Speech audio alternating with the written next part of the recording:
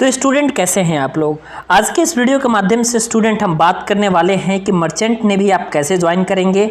10वीं और 12वीं के बाद आप कैसे मर्चेंट नेवी ज्वाइन कर सकते हैं। मर्चेंट नेवी ज्वाइन करने के बाद आपकी सैलरी क्या रहेगी, सभी बातों के बारे में जानकारी आज के इस वीडियो के माध्यम से दिया जाएगा।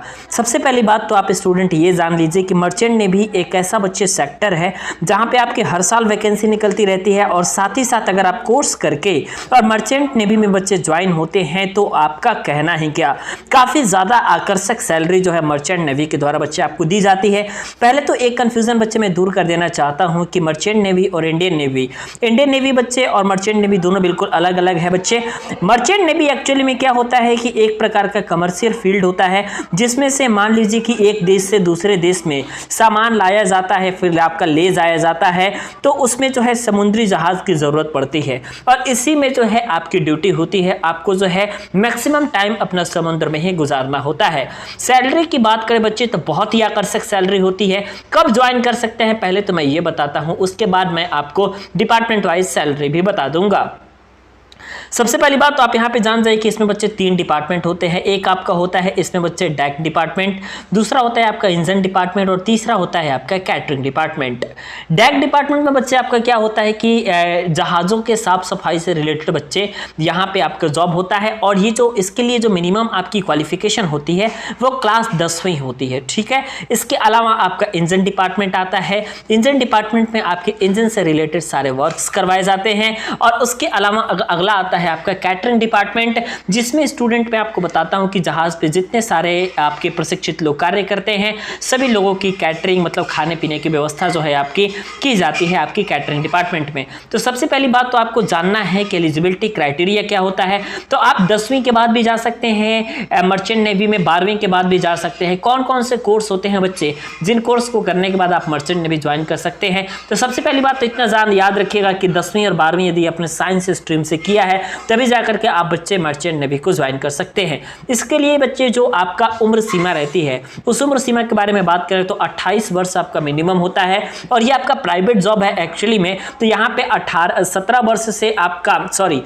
वर्ष आपका मिनिमम एज और इसी के साथ साथ मैक्सिमम एज की बात करें तो 28 वर्ष आपका मैक्सिमम एज रहता है। यहाँ पे बच्चे माना जाता है कि अनमैरिड कैंडिडेट को ही सिर्फ लिया जाता है, चाहे आप मेल हो या फिर फीमेल हो, अनमैरिड कैंडिडेट ही सिर्फ और सिर्फ इसमें ज्वाइन होते हैं। 10वीं के बाद में बात करें बच्चे तो 10वीं के बाद कुछ कोर्स होते हैं जैसे कि नियर कोस्टल वॉयज एनसीबी का एक कोर्स होता है बच्चे, एनसीबी एक कोर्स होता है जो कि आप 10वीं के बाद भी कर सकते हैं। तो 10वीं के बाद अगर आप करेंगे बच्चे और इसी के साथ ही साथ आपका कुछ डिप्लोमा कोर्सेस होते हैं जैसे कि आपका आमतौर पर diploma in civil engineering, diploma in electrical and electronics engineering, diploma in marine engineering, diploma in naval architecture, इस तरीके से आपके बहुत सारे डिप्लोमा के ऐसे ब्रांचेस होते हैं जो कि मर्चेंट नेवी में बच्चे अलाउ होते हैं, ठीक है। इसी के साथ ही साथ डिप्लोमा इन कमर्शियल डाइविंग वगैरह भी आप लोगों का बच्चे होता है जो कि आप डिप्लोमा करके और नेवी में जा सकते हैं। तो आपका जो है इसके लिए अलग अलग से आपको कोर्स करने की जरूरत होती है।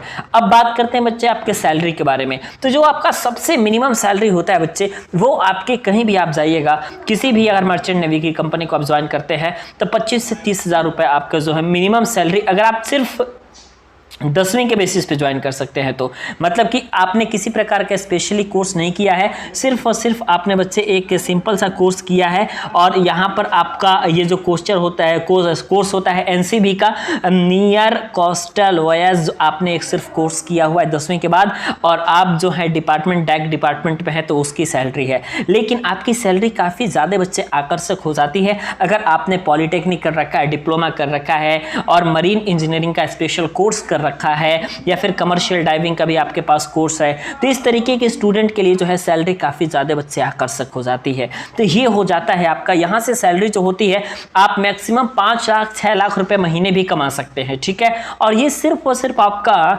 एक ही सेक्टर में पॉसिबल हो सकता है और ये आपका है सेक्टर आपका मर्चेंट नेवी का सेक्टर, क्योंकि आपको भी पता है कि प्राइवेट में सैलरी फिक्स होती है। तो मिनिमम 70,000 से लेकर के मैक्सिमम 5 लाख तक आप कमा सकते हैं मर्चेंट नेवी को ज्वाइन करके। वीडियो देखने के लिए हमारे साथ बने रहने के लिए धन्यवाद।